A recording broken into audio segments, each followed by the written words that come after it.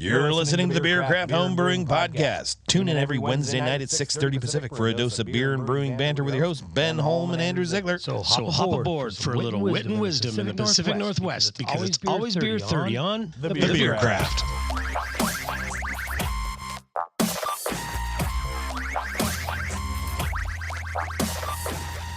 Welcome back to the Beercraft Homebrewing Podcast. Back in the studio for another Wednesday night. Andrew, how the hell are you today? I am doing really good today, Ben. How about yourself? It's a good. I'm doing all right. You don't have dark syndrome today, I noticed. Because Right. It is dark out. It is all of the dark. All right. But yeah, it's been an eventful day. I was kind of running all over the place. My afternoon was very full, and I had a haircut appointment I had to make, so I had to do just enough stuff before that and try to cram it all in there before. I was busy from early morning. Yeah. Cramming everything in. Yeah, I got a good start on the day, but here we are. It is Wednesday night. Right. Back here in the studio. Had a good pizza lunch today, but I'm thirsty. We do have some beers. We should do that. Well, you know what time it is. I do know what time it is. The alarm just went off on my phone. A little buzz. Maybe you heard it. Yep, it is Beer it's 30. Beer 30. We got some cool stuff. I got some homebrew today, courtesy of Mike Petrowski. Cool. Camino Island brought in a couple of samples. I will need a utensil. Oh, yes. What are we looking at? What's our lineup? I think we're going to start with the Woolly Porter, and then we're going to follow up with a Mac and Jack. Okay. And finally a hazy IPA. Got it. Yeah. Got it. So here's Sounds like a good plan. Some pouring tools. Just in case. We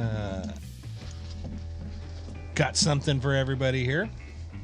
I did drink the Woolly Porter earlier today. It's pretty good. Woolly Porter. Okay. Yeah, this is it's one of the kits at the shop. Mike just keeps them making. He's given this one away. He was for Christmas. He brought it in. He was worried the carbonation wasn't where he needed it to be when he tested it 2 weeks ago. I poured it out and it poured just fine, and told him the problem was fixed. I've cured it. Magic. I love problems that cure themselves that way. It's my favorite way to do things. Did you want to taste? Oh, we have my sister in the studio. Oh yeah. Well, Amy, speak up. Hi. Nice to be here. Here from the deserts, freezing her butt off. Arizona. Yep. Kind of. Yeah. Totally. It's. I am. I was standing in line today at the grocery store and I got like a chill. And the lady was like, "Ooh, that was a cold blast." I'm like, "Sure was. It starts when I get out of bed and it doesn't fucking finish till I get back in it." Starts in November. It is cold. You can feel it. You feel it in the air now. Yeah, and my bones and my Just hips. like it's and winter. It's terrible. Well, here's the Woolly Porter. It is a nice dark, rich and dark beer.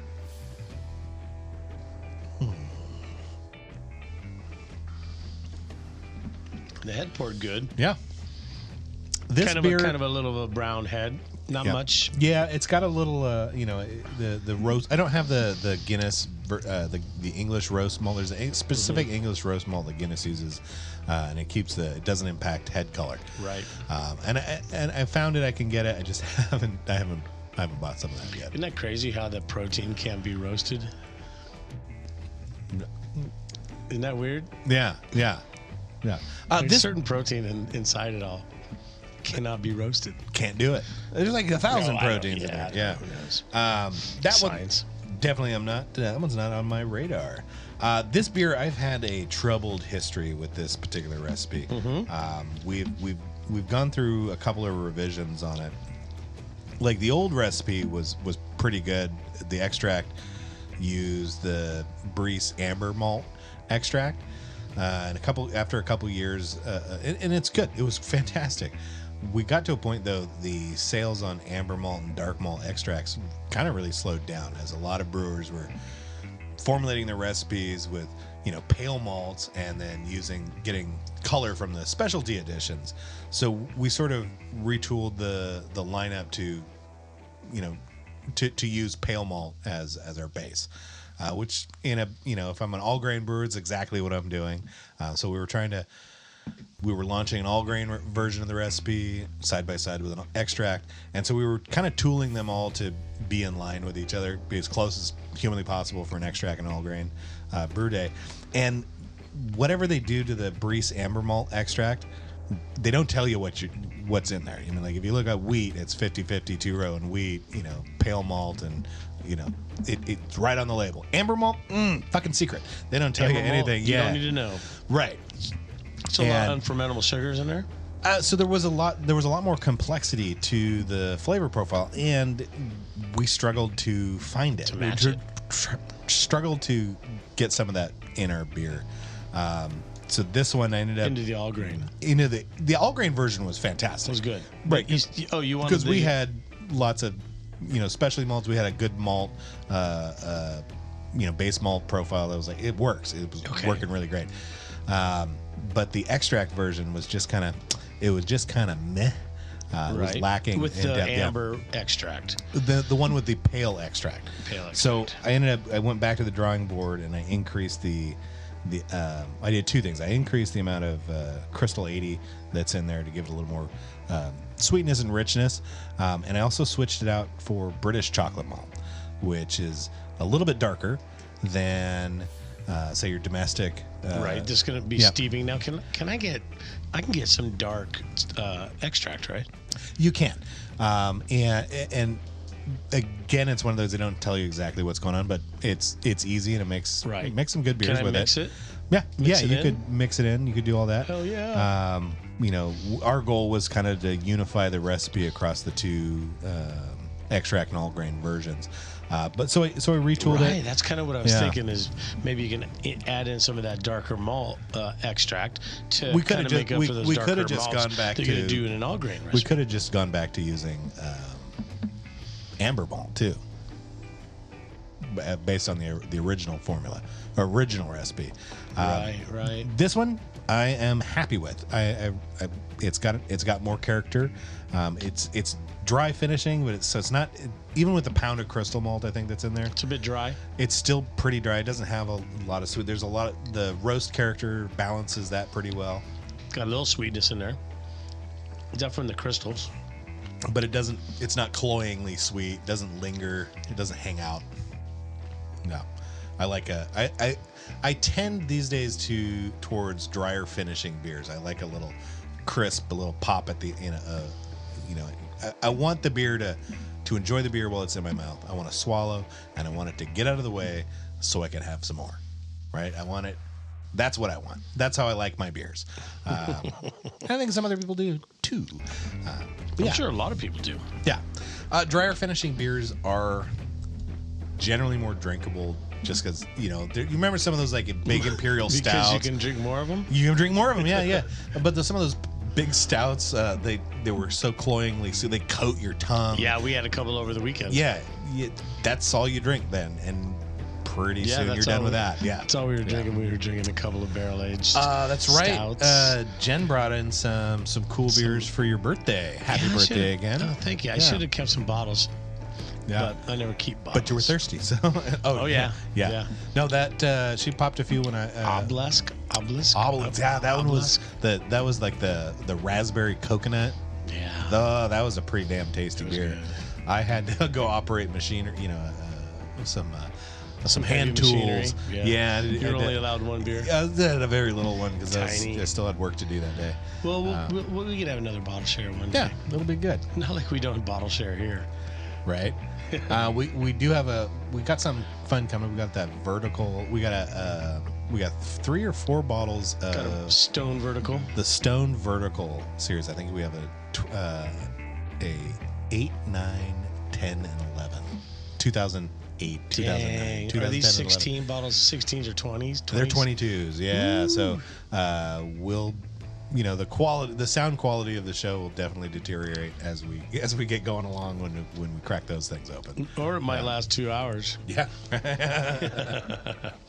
Yeah, this is what we usually do: just sit here and drink beer, try out good homebrew, and try out other good brews that are around. We'll go to different bottle shops. We'll go to different breweries around and grab a special brew that they're making, bring it back here, open it up, talk about it, kind of promote it, get people to go out and drink it. Yeah, and then we talk about some beer some more. We talk about beer.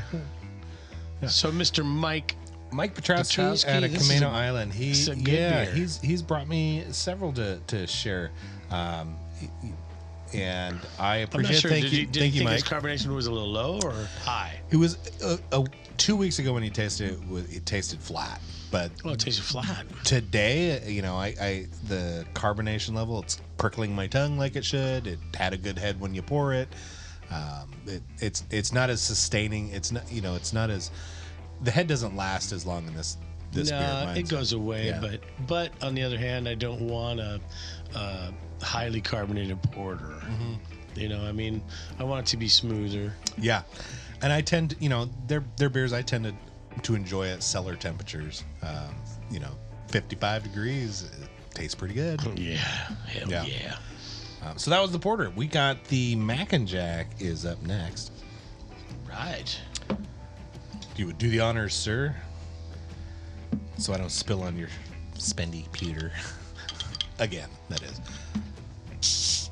Oh, that one, that sounded nice. And it's not rising in the bottle as we speak. Here. As I attempt to slide the glass your way.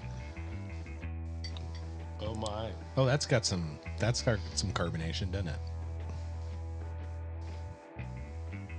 Ooh, that's pretty. Definitely the right color for the Mac and Jack. This is the Mac and Jack. I don't do a lot of Mac and Jack anymore.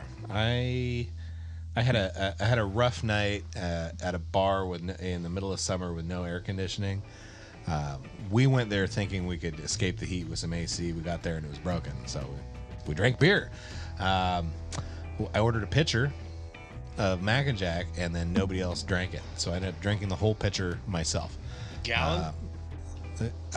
Probably half gallon. Yeah, half gallon. However, after I finished that, some more friends showed up at the bar thinking the same thing we were thinking, and got another we got another pitcher. Guess who drank that one? You. Yeah, so a gallon of Mac and Jack, it turns out, will curdle anything in your stomach. I couldn't even get near the beer for years after that.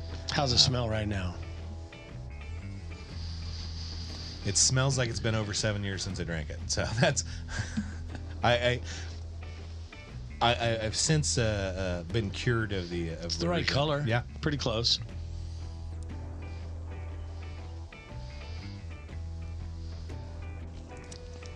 So this clone recipe comes out of a BYO Brew Your Own magazine. Had a clone recipe. They'd actually gotten to go to the brewery. They got some pretty good insider information on the formula for it, and it's pretty damn tasty.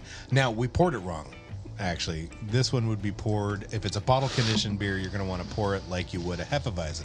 Pour some in your glass, swirl it around in the bottle, and then pour out the rest, just like a Hef. Mac and Jack, for years, the only way to have it at home would be either order the keg. You'd have to order it from a keg from the brewery or a distributor, because they did not package it. This beer's only been packaged in the marketplace since the pandemic. I remember you'd only go get growlers. Right. That's it. You could that or order a keg. They ship the kegs to bars and restaurants. They ship it and they put it in the cooler upside down on purpose. So when you tap the keg, you have to flip it over, and so all the sediment gets roused back gets back into suspension. And traditionally, that beer is poured hazy. African amber. Yeah, so it reminds them of like a dusty road in Africa. I have never understood the Africa reference to it. Like, I haven't, I didn't drink it for years, so I quit wondering about that sort of thing. Right. I wonder what it is. Yeah. If you're out there listening and you know the answer, let us know. I'm suddenly re-curious. Well, Mac and Jack don't own it anymore, right? I heard they sold in 22. Yeah. And they started packaging shortly after that. So. Yep. Well, they moved the brewery over to by Silver City. Or they're in progress. Right. They're in progress, yeah. Yeah. Yeah, yep. So the same company owns Silver City, now owns Mac and Jack's too. Oh wow! So Silver City's got some big. Silver City's got some brands. big beers. Yeah, Silver City's got some some pretty good beers. Yeah. Their Scotch So- ale is pretty tasty. So, if you like, we're going to talk about this in a little bit, and it's more about motivation and what's going to motivate you to homebrew. Yeah. And that's one motivation is everybody's dream of doing a home brewing into a pro brewing. Right. Now, there's several ways to do it, and there's a lot of hard ways, and there's no easy ways. Yeah. Turns out. But I mean, I think one of the biggest things is something like that is branding it. Mac and Jacks. Right. They're a brand. I mean, their beer's good, stable. Yeah, everybody just and they- refers to it as Mac and Jacks, not and the the- African Amber. Right, and they brand Yeah.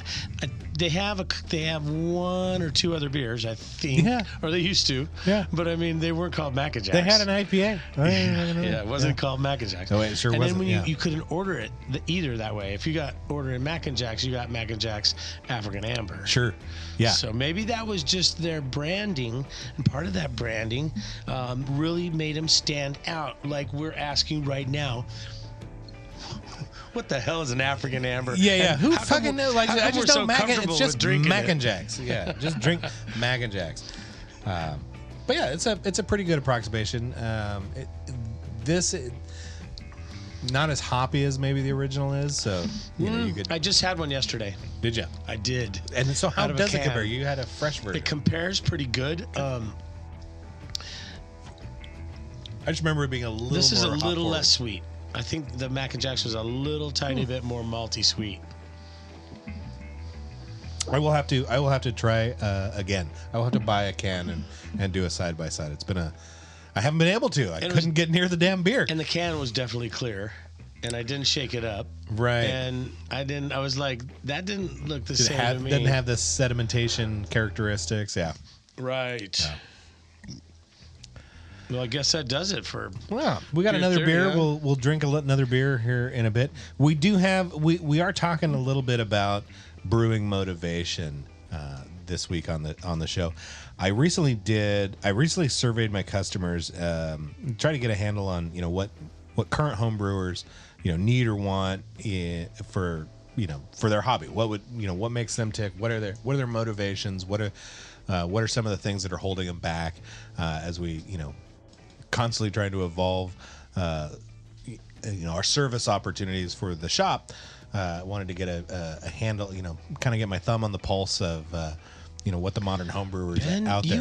you are right on track with Beer News with Andrew. Yeah. Yeah. Yeah. Well, I can't do it today, but today I did Beer News with Andrew. There you Remember go. we talked about this? Yeah. Because I put it last minute, and I'm going back. But one thing I talked about was the evolution of homebrew and how homebrew is making it through. Yeah. Which is really cool. Yeah, it It's was a cool. fascinating history. Hell yeah. One of the big questions, one of the most significant responses I got on this survey, a lot of respondents talked about not having enough time to brew as often as they want to.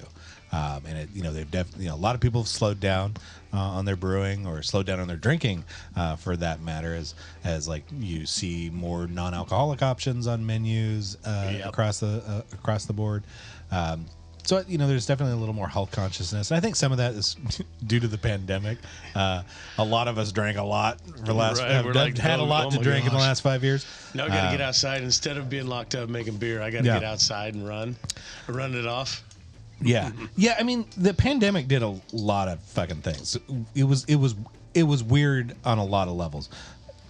During the first 2 years, all we had was time. So we sold a lot of beer kits during the first 2 years of the pandemic. Right, and the bars were closed, right? Bars were closed, or you couldn't go into restaurants for the longest damn time. Right. So we had a lot of time. Then 2023, the world starts spinning again a little bit better, and suddenly everyone feels like they're behind. Right? We all have to play catch up. I think I noticed a lot of us were sort of like we'd forgotten. We had 2 years off of life complexities, and we'd sort of forgotten how busy we were. And so when things started turning again, we're all kind of panicking and trying to play catch up, and it just feels very like all too damn much. And I think brewing kind of can often take a back seat when you're just flat too tired, run out of time. So today, we're going to talk about how to make time, make time for your beer. Right after this. Right after this. So stick around.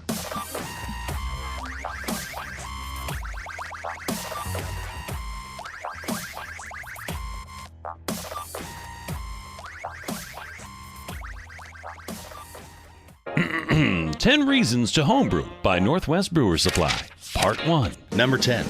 You can finally put that chemistry set from high school to good use. Number 9. You can mispronounce Worcestershire all you want, but you'll always say Reinheitsgebot correctly. Number 8. It may be the only situation where you can say, I made this in my garage, and receive genuine compliments. Straight from the home office in Burlington, it's another Top 10 with Northwest Brewers Supply. Beer News with Andrew, where I come and give you international stories, national stories, state, maybe even your local backyard. Hey there, here we are again, Hopheads. What's going on? Hey, it's getting to be a little cold out there, so I want to take you back to the summertime. So this last summer, American homebrewers didn't just stay home, they crossed the Atlantic, and they brought the best batches with them. And guess what? They didn't just show up. They showed out. Now, at Brussels Beer Challenge and the European Beer Star, two of the Europe's best prestigious brewing competitions, U.S. homebrewers claimed multiple medals. That's right, our stateside brewers are now being recognized as on the world stage for their creativity, the precision, and their fearless flavor profiles. I love it. Take the Brussels Beer Challenge, for example. Known for its reverence of traditional European styles, it's just not exactly easy to impress them, the European judges over there. But this year, a Colorado homebrewer snagged silver for a dry-hopped triple that judges called a bold yet balanced twist on a Belgian classic.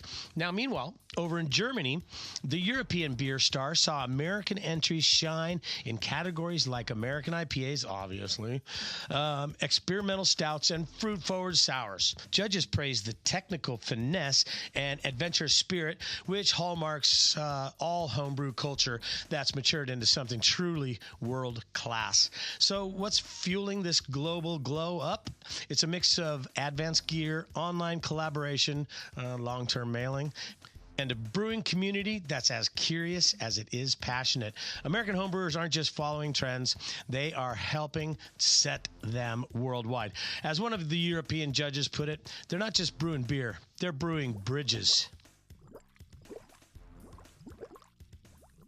All right, we're going to keep it summertime here. So, Homebrew Summer 2025 is a seasonal celebration where local homebrewers team up with commercial breweries in San Diego to create small batch beers that are tapped across the country. It's part mentorship, part mashup, and it's all about the community. Now, it's the fourth year.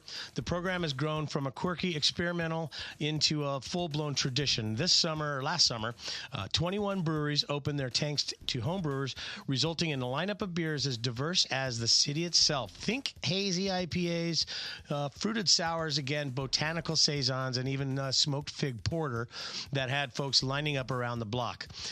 But it's not just about beer. It's about breaking down the wall between amateurs and pro, giving homebrewers a taste of what the big leagues really feel like while infusing commercial taps with fresh ideas. Breweries even shared homebrewed versions of their flagship recipes so fans could take the experiences home literally with them. And the best part, it's not a competition. There are no medals, there are no judges, just shared stories, clinking glasses, and a whole lot of learning. So, in a time when homebrew scene is shifting, San Diego's model reminds us that collaboration can be the secret ingredient. It's just not about brewing beer, it's about brewing community.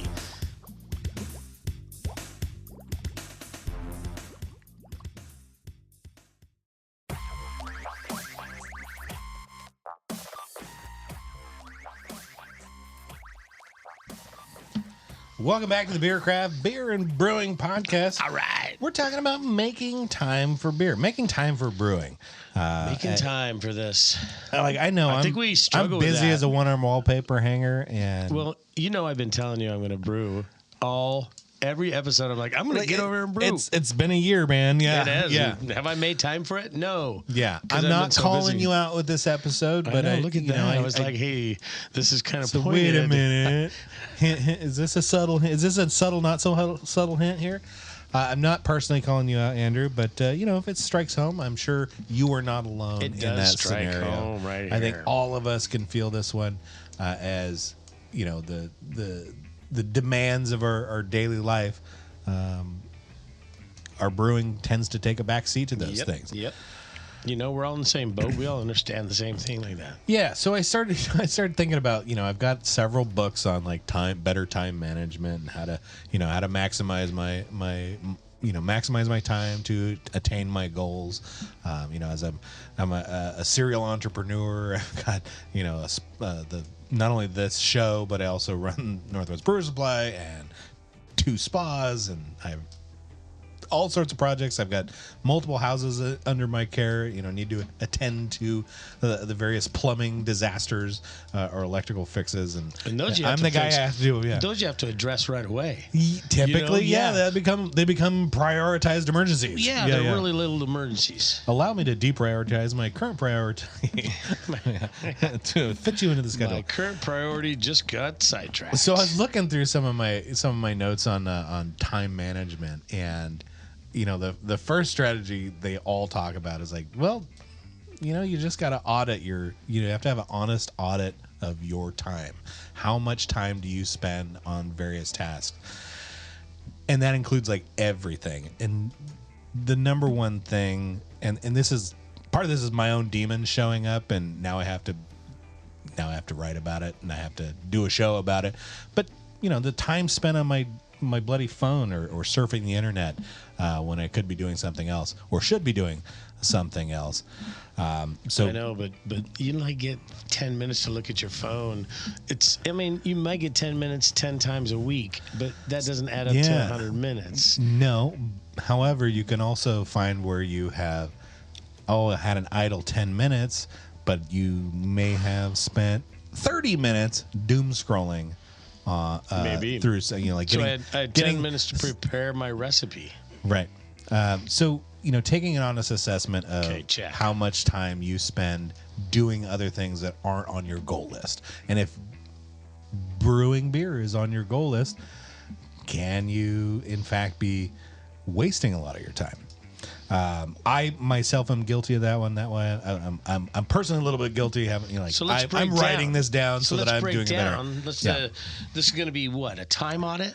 Yeah. So time your activities for a week. You can turn on like time trackers. I know iPhone's got a setting. You can it'll track how much time you spend on various apps. My phone does that. Yep. Yeah. So My phone tells me, oh, you were on the phone 1 Yeah. hour less this week. So I think being you're not trying to beat yourself up, but be conscious of what you're doing so that you can, if all of your other chores are getting in the way of your brewing time, and you're wasting more time doing, doom scrolling the internet or stuck in TikTok Instead of my land, chores. instead of the other things you need to do. Okay, so you're telling me instead of doom scroll 10, 15 minutes, turning into 30, 60 minutes. Yeah.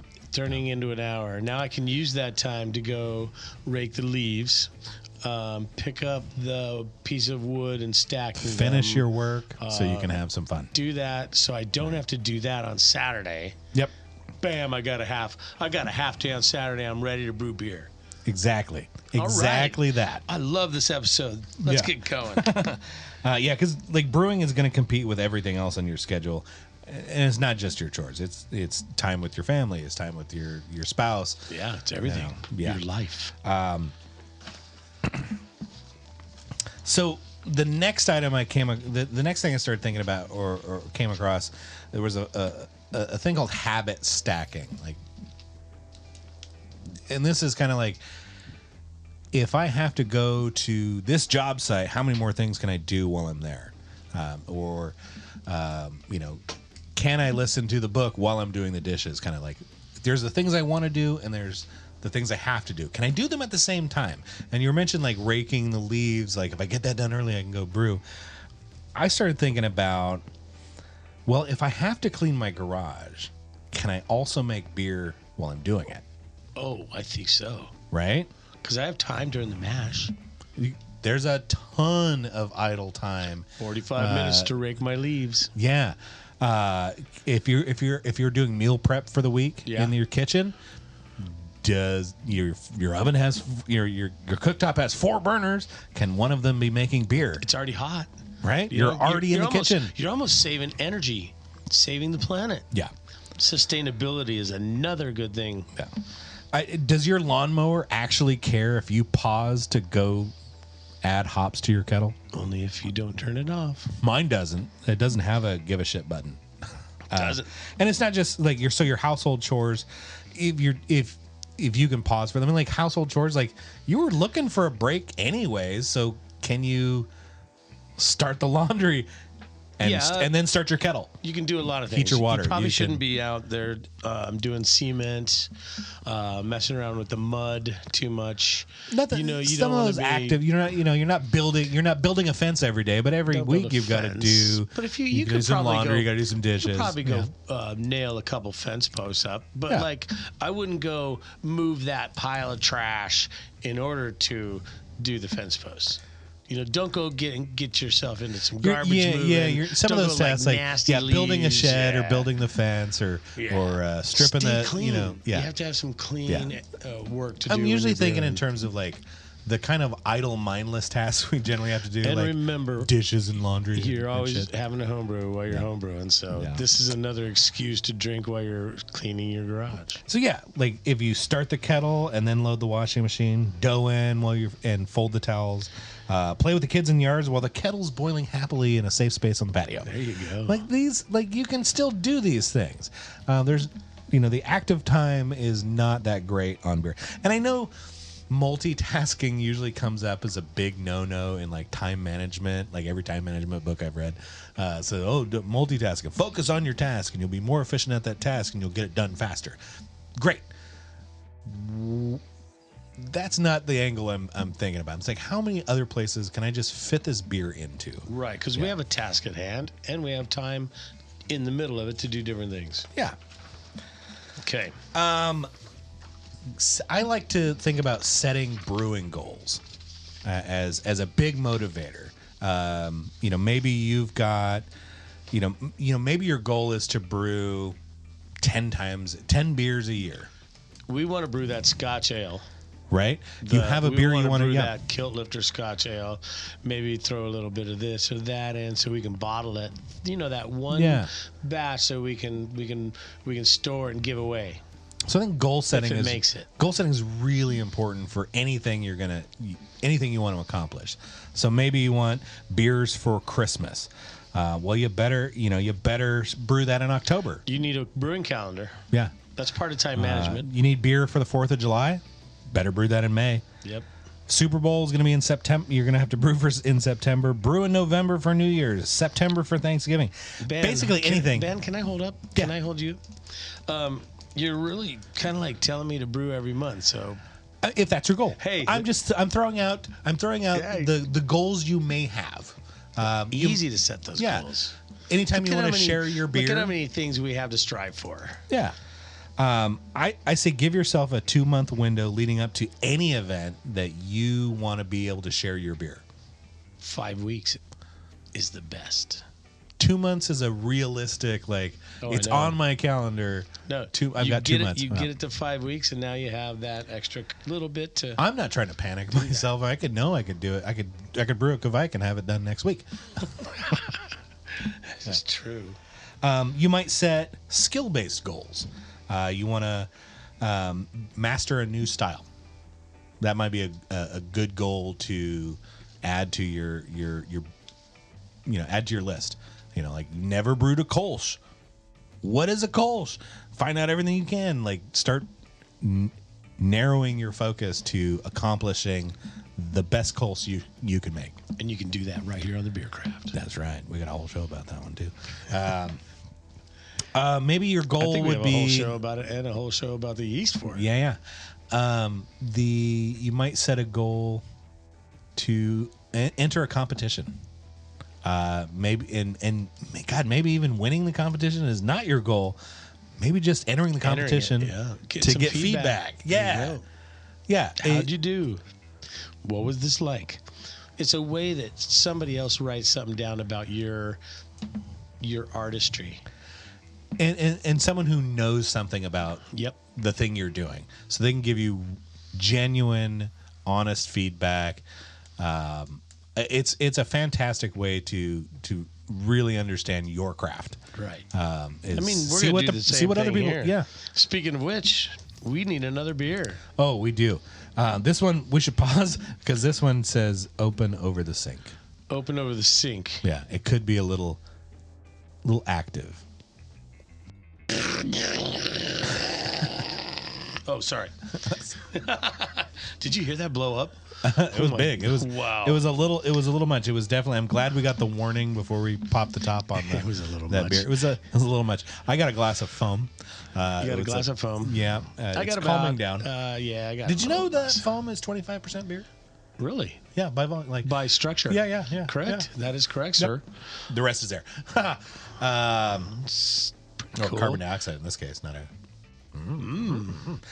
So thank you, Mike. Knows it so much. I does think he? I think I solved the overcarbonation query on this beer when I opened the top.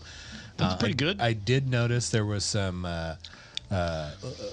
yeast kind of like the kind of the Krausen-y foam on the up in the neck of that bottle. The Krausen. Yeah, and I don't think these rolled around in my car that badly.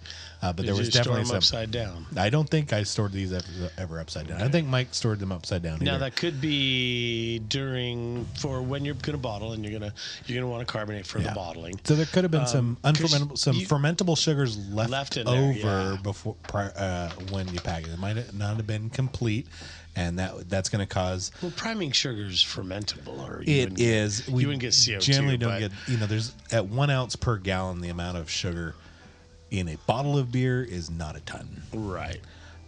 So this, definitely had a little more vigorous carbonation inside the bottle. Had a little more pressure. Yeah. Yep. And that's okay. These are, this is all things in life are iterative. These aren't failures. They are tuition, right? We are paying for our education one hiccup at a time. It's pretty good. I'm digging it. The beer tastes good. It just a little, a little difficulty pouring. The little flatter profile because so much of the carbonation has left the building. So it's definitely kind of. I mean, it's a hazy IPA, so they're generally a soft mouthfeel, but this one just doesn't have the carbonic acid kind of like That's cutting it. Yeah, no prickles on my tongue. Well, we were talking about setting goals, so do that. Set yourself some cool goals. That's all I'm saying. Is Setting goals. setting goal, and then follow through. It works. Yeah, it's a thing. Now, it's really hard for me to set a goal for a whole Saturday sometimes. So I got to set a goal for a half Saturday. Half a Saturday. So I have, I got notes on that too. How, I am a big fan of starting my brew day early. Okay. Getting it done in the morning. So we're going to prep the night before? Oh, that's an excellent way to do things. Like, if you don't want to be cleaning, if you don't want your first step to be clean your kettle, do it the day before. Get all that stuff Do done. it before bed. Yeah. Do it before bed. Have the mash tun full of your crushed grain, and have that. I like to have it as ready to go as possible. Have the hot liquor ton ready to get. All you gotta do is fucking light lit. the fire. Bam. Yeah. You light the fire. You wake up. You stumble in the morning, and you light the fire on the hot liquor tank. Bam. I like to set up, put out all my brewing tools that I'm going to use on brew day, make sure they're at hand, ready to go. So I'm not searching through every drawer in the brew house or Right. every tub of gear. I mean, I don't want to hijack the brew day with a cool gadget, but those on-demand propane tanks. I wanted to get 2 of them in line so I can modify the. They have a hot. They have the They have hot a they have a hot yeah. limit. Yeah. And it's not. You got to go to what? What am I striking with? 160 sometimes 165. Right, and by default they're going to max out at 120. Yeah, 120, by code. 130. So I always want to take 2 of them in line, get the first one to go, get the second one to just to be a free one. I saw a build for that. Somebody used an RV inline on demand hot water heater. Boom! I have 168 degree water right now. They tricked the over limit mechanism, so it would produce 160 degree water, and you can hook it up to like a little PID and then control it that way. That would be fantastic to have like instant hot water for brewing. I always wanted that. Yeah, I mean it was like a $500 solution or something like that. But it's like, man, $500 would be, if you want to brew a lot, that would be kind of worth it. Yeah.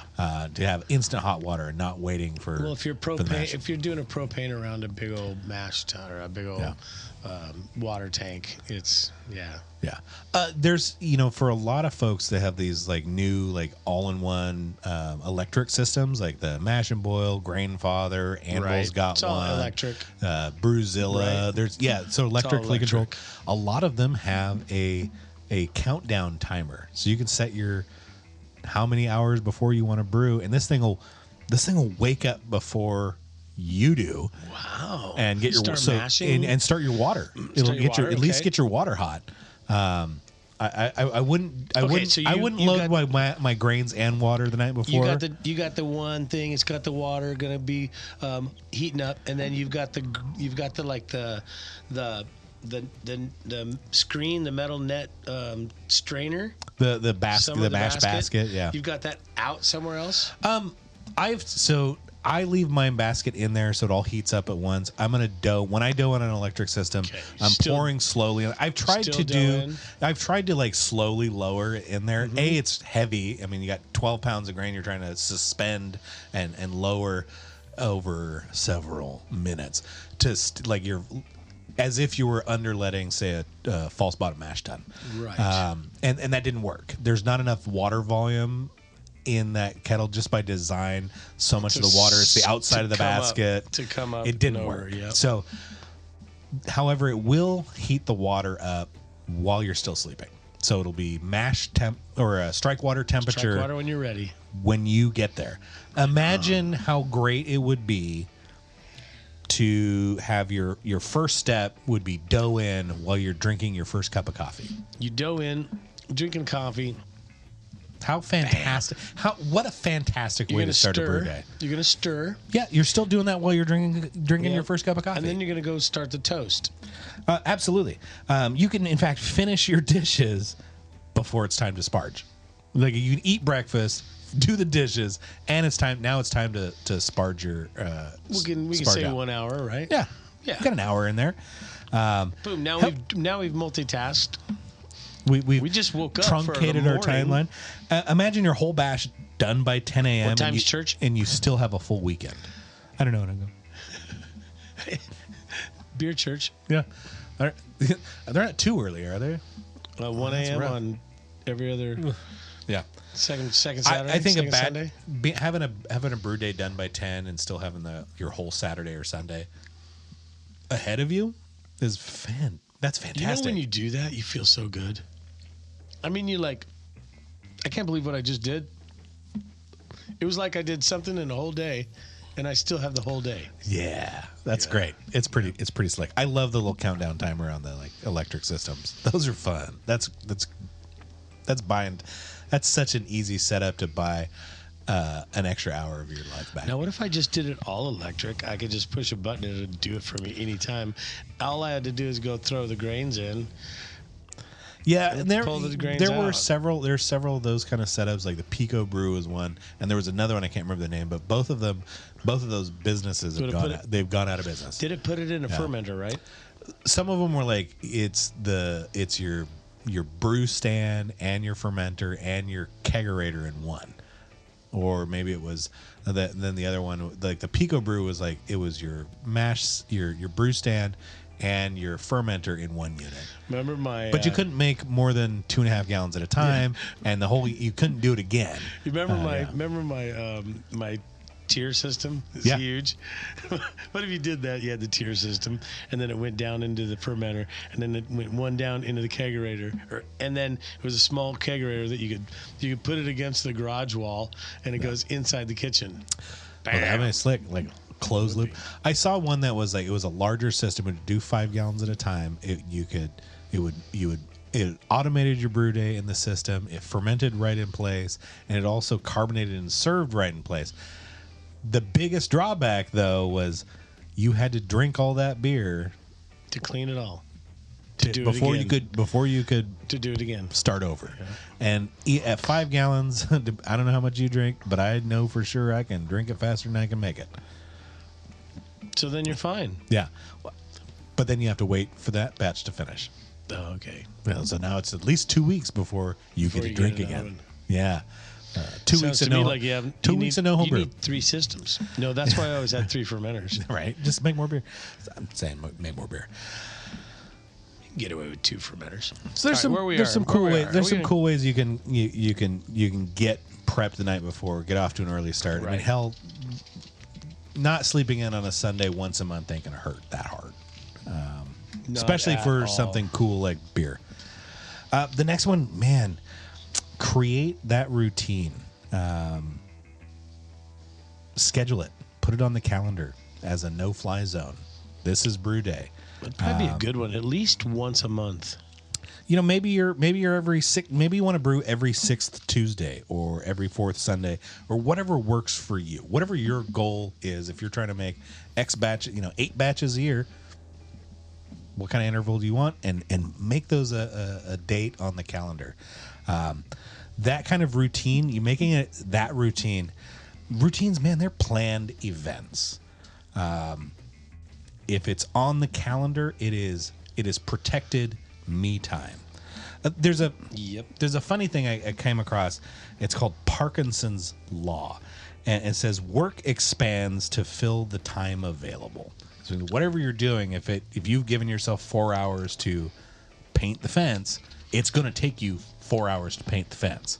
Period. If you've only given yourself 3 hours to paint the fence, it's going to take 3 hours. Right? Whatever you're doing, magically takes as much time as you give it. Always. So putting it on the calendar and giving the time for it, I think everything else that you have to do, your chore list or go to work or, hang out with the kids or take them to soccer practice, all those other things fit in around your life. It's a strange little phenomenon that, when somebody says, hey, do you got plans on Saturday? No. Do you want to go do this thing? Oh, sure. Oh, that sounds fun. But it's like you. Then all of a sudden you have you change no your plan. Now you have a plan, right? So now when somebody else asks you want to do something on Saturday, you can say, "Now I have plans. Now I have plans. Sorry, man, I've got plans." So plan your brew days. If it's on the calendar, it's protected. Me time. If we can leave it that way. Hobbies, like so many hobby kind of gets like a bad reputation as like time wasting activities or something for kids or retired people who have tons of time. Like we don't have room for our hobbies. But it turns out these little breaks from your day-to-day stresses, this quality me time, pursuing my personal goal. Important. Has huge benefits. Stress reduction is a big one. You're not worrying about paying the bills. You're not worrying about the kids fighting in the corner. You're not worrying about the fact that your boss is an asshole and won't give you a raise. You're making beer today or whatever your hobby is, but we're beer centric here, so we're talking about beer. We're making beer today. You're not going to be stressed we might be out. making cider. Yeah, you're not going to whatever Or you're mead. doing. Mead's great. Or whiskey. Cider's great. Or whiskey. All of it. This is not a whiskey. Go make it. Take that time for yourself because those are the rewards for all of your efforts. What is it? No, all work and no play make Jack a dull boy. Was like The Shining. That's kind of. I think that was the scariest part of that film was the realization. Yeah. So stress reduction is a big one. It is a fun break from the pressures of your daily life. It does have like engaging in your hobbies has positive mental and physical because it helps health you. impacts. It helps you think about something. It engages your mind in some type of creativity that opens up your left brain.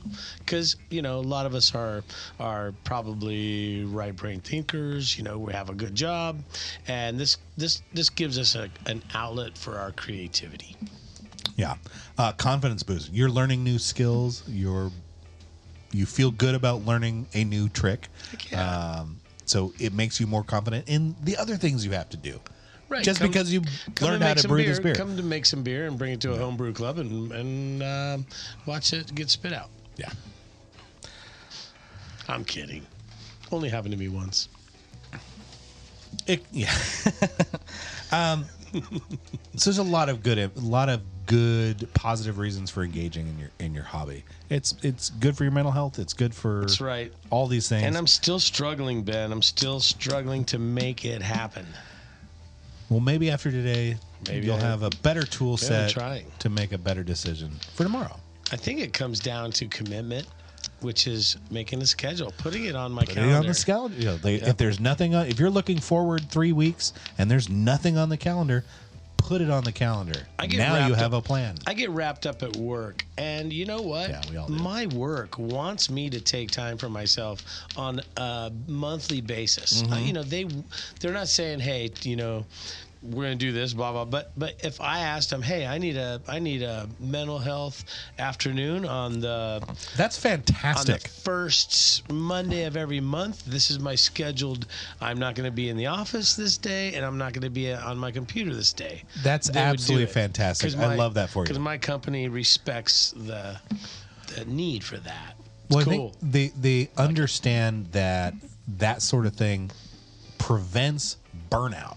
So I need to follow Prevents through. overwhelm. Right. So I need to follow through with doing that because I'm always working so much. I always have so much dedication to that I always need to make it that way. It's time to love yourself a little bit more. Oh my God. Andrew. And they told me that anyways. They're like, hey, you need to do stuff for yourself even at work.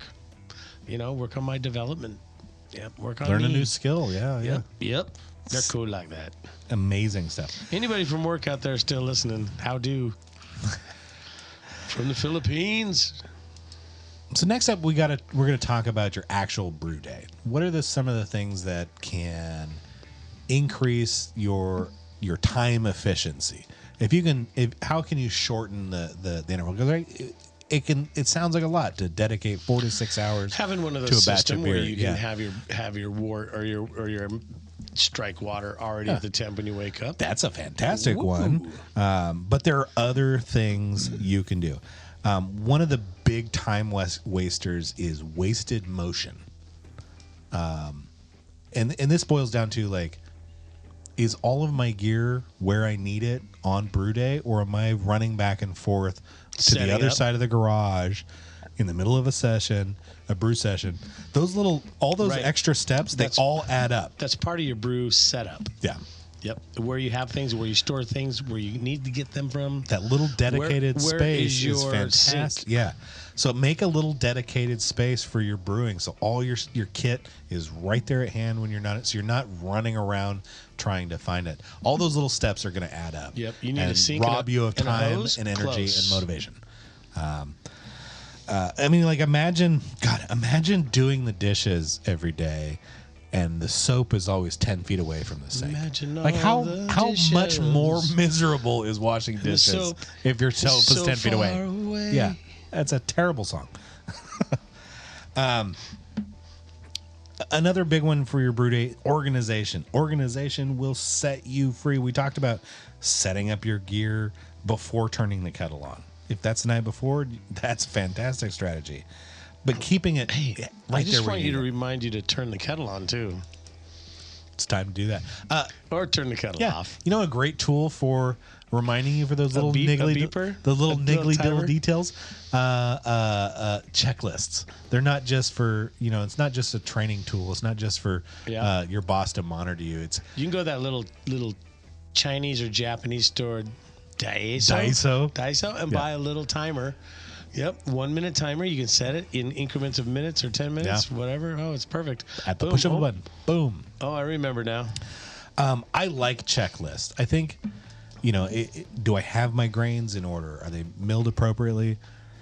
Do I have all my hops laid out? All these little things. Of course I we think do, because we're planning on brew day. Right. Well, the biggest help is, I think, after a while in brewing, you're comfortable in the space, you're comfortable with what you're doing, your process is kind of nailed down, and it's easy to become like complacent. We're not thinking, when we're starting out, we're not making a lot of mistakes because we are laser focused on every single step, making sure it's right because we don't want to fuck up the batch. But batch 80, man, you've done all that. Like, you're not thinking so hard about, okay, my kettle, the valve has to be just the right angle so it drains in it. You don't even think about anything. You're anymore. just doing it, and that's where you start making mistakes. A little, like, getting a little complacent with the process is how you is where the fuck ups creep in. Every woodworker will tell you, be hyper vigilant at all times on the table saw, because otherwise that's when you lose a thumb. So a little checklist is great for making sure that you've got all the steps. You've done all the steps. You know how many calls I get? I can't even count them. I can't even count the number of calls I get at the shop from some brewer who calling me 3 days after he brewed, and he found a bag of dry malt extract still in the bag from brew day, and he's panicking about what to do. What do I do with this? That happens so frequently. Am I supposed to do this? Yeah. What? A little bit of multitasking is going to be good. So what are the jobs in your brewery that you can do while you're mashing, while you're waiting for the kettle to boil, while it's actually boiling? So cleanup is really fantastic. Clean your make sure your fermenters are clean, because you've got the time. Make sure the area is is spotless. And when you're talking about, this is one thing you do time after time after time, you will soon realize that you're going to, I'll get to that later, because you know what it takes, and you're like, okay, if it take me 10 minutes, I'll do that in 10 minutes, and then pretty soon 10 minutes is gone. And then somebody goes, hey, can I have a beer? And then you have a beer with them, and then there it is sitting right over there. You didn't clean it. 60 minutes have gone by. You're 4 beers in. Yeah. You can, if you're kegging your beer, you can literally be kegging your last batch of beer while you're brewing the next one. Like, you can manage all of these little brewing related tasks. That's what I'm doing. In that downtime. I'm putting my beer into the secondary and cleaning my fermenter, so I can now have my fermenter ready. Yep. Now my beer's in secondary, and the one in secondary now I'm putting in the keg. But think about, is secondary really necessary? Some days not. Yeah, depends on how you brew beer. I'm definitely in the camp that, like, I have to have a pretty compelling reason to do a secondary ferment. The big ones usually like, well, I'm out of big fermenters. I want to start another batch.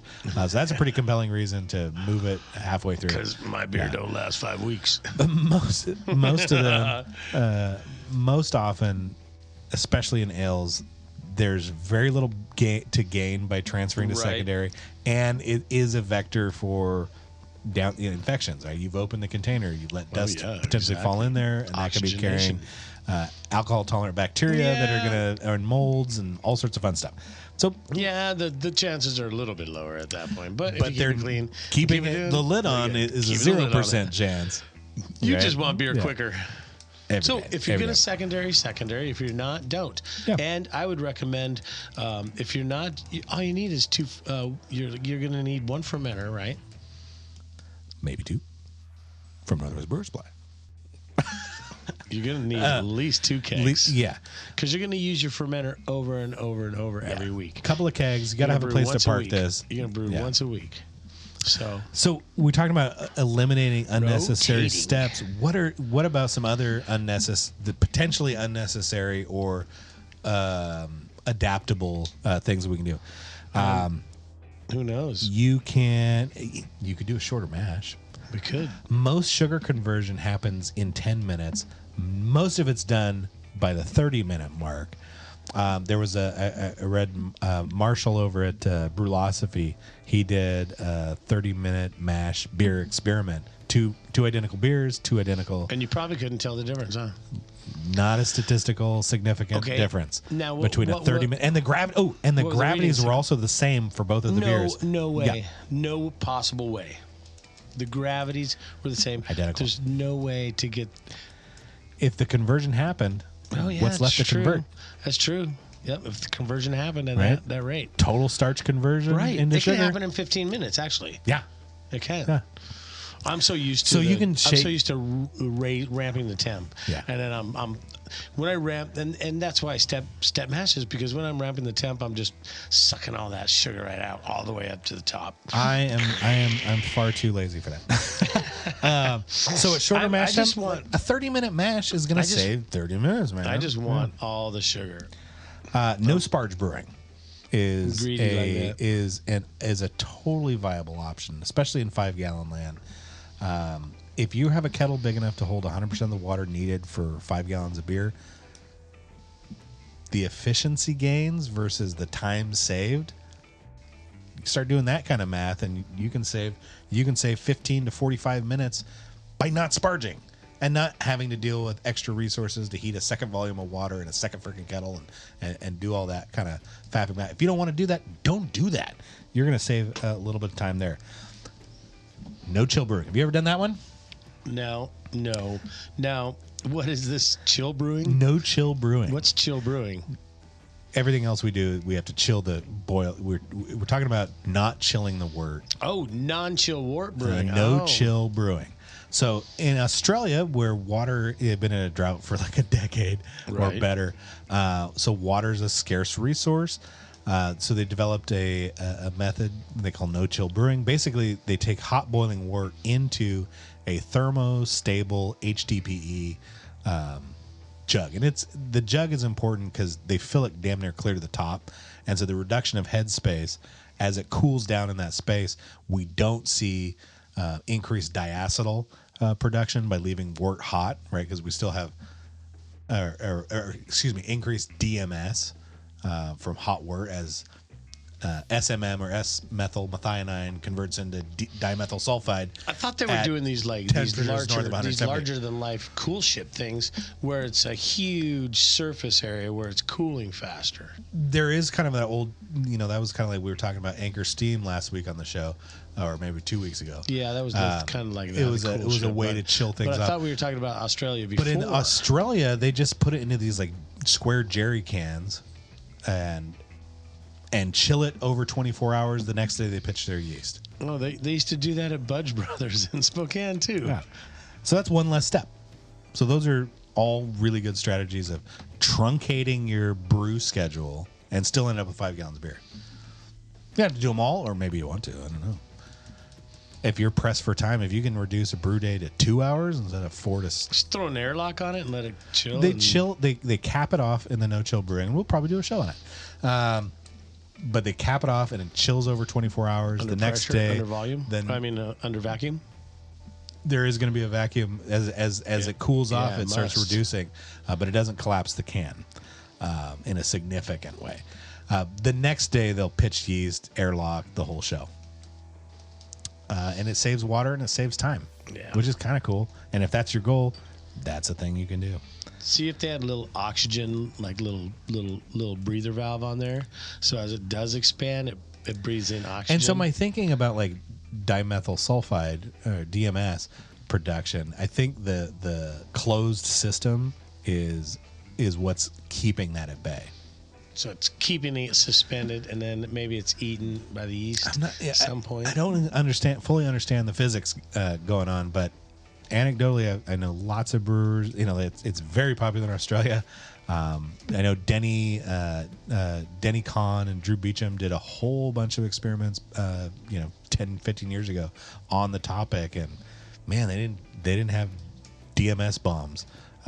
They were tasty beers. Like, shit, that's kind of cool. Right It's now, why are we weirdly wasting cool, energy? right? Chilling. I mean, so much like say 3-vessel systems. We get into we're copying design form factors from production level breweries into a small scale in our garage. Is it 100% necessary though? No. I mean, these little all-in-one electric systems are proof of that concept. They are built from the ground up for small scale brewing. They operate in ways you would not do at scale. Like it would be kind of hard. It would be that would be a rough brew stand to be able to hoist all your grain up out of the basket, out of your combo mash tun, water tun, boil kettle. Yeah. At production scale. Well, that's why you need 30 to do barrel it like size. That's why you need to do it like Deschutes, I think, and then pulverize all your grain, and then you have They got some cool stuff going on. you have a bladder. You have Yeah. a bladder press Yeah. to get all the wort out of it, and then you have just warm, Which is not something that's readily available with the 5-gallon scale. unusable barley flour. Yeah. It's not unusable. No, I know, Actually, you they probably sell that just shit. said They that. sell that shit as They probably do the cattle and stuff like that. as distillers grain. They make a little bit. They get paid to get rid of their grains. A little bit. Good. Yeah. See, if you can do something like that to where, I mean, you're just pouring your grain in like a sieve and it's like grinds it up, goes down and makes your beer and it's just all in the wort, right? Because it's just liquid and then you High just, conversion ratios. Yeah. and you send that Reduction in grain send bill. that into Yeah. a filter, into a roller. I better not say anything more. It'd be fun. It'd be cool if there was an And option. if you're for that, listening, that's an automatic NDA.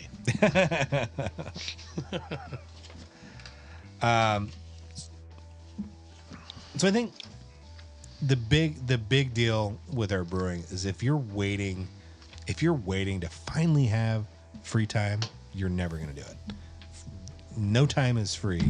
Brewing is always going to lose to those other tasks, those bigger priorities. Right. My biggest problem is I don't even have a brew system, Ben.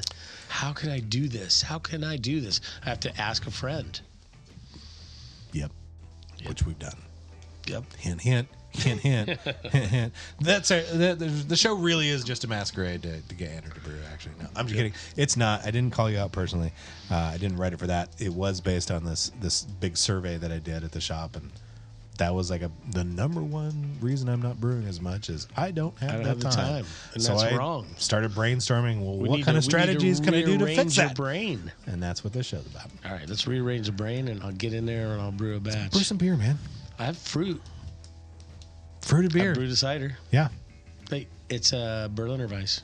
we've been talking about that for a year or two. Yeah, we have. And do you have the yeast still? I'll get some more. I get some more.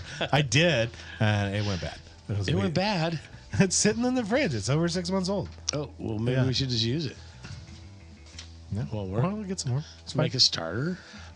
So it was a lacto Oh, blend, yeah. and starters for bacteria behave very differently than propagating yeast. Oh, because it's. And gonna I don't know take- anything about that. It's probably going to take over like quickly. They have different growth rates you got to Right. manage for, Yeah. and So different probably you have to- requirements to. You got to probably adjust the pH. And because it's a mixed culture in the pouch, like each of those grows at wildly different rates potentially as well. So how do you balance the two so that you end up with the right amount at the right time? I'm not going to get that nerdy today. Maybe tomorrow. Okay, then we'll have a whole show on it. Well, I think that's going to be the show. That's it for today, folks. We've gotten to the end of the stack of notes. You know, I'm getting in there, Ben. Well, I hope so. I'm getting in there and I brewing. hope we've given you, Andrew, enough reasons to get into the brew house. I hope if you're out there listening, thinking about how much time you don't have to brew, I hope we've given you some actionable tools that Maybe you this can could be some do. new content, some brew house antics or something. Oh, there's a little if we audio record a out brew there. session, there's enough B-roll to go around there. I'm sure. Might just be some fun stuff. Until next time, get out there and Oh brew. yeah, oh yeah. Put your brew day on the calendar. I Do challenge you to do so right now. Do not pass go. Do not collect $200. Multitask. Put a brew day on the calendar. Circle it with a red Sharpie, and make sure everybody knows you're busy that day. Until next time, thanks for listening to the Beer Craft Thank you, everyone. Homebrewing Podcast. All right. We'll see you next time. Bye.